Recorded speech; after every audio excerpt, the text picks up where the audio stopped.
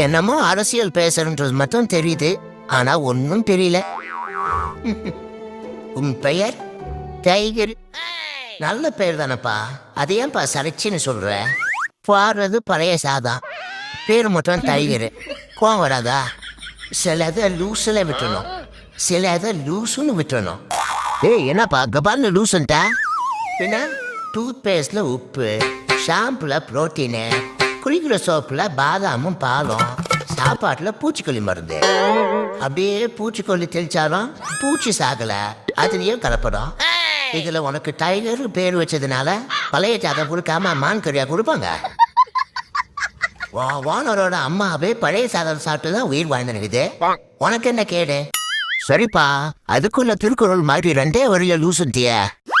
தயவு செஞ்சு வேற ஏதாவது சொல்லி அனுப்புப்பா, அப்பதான்ப்பா தூக்கம் வரும்.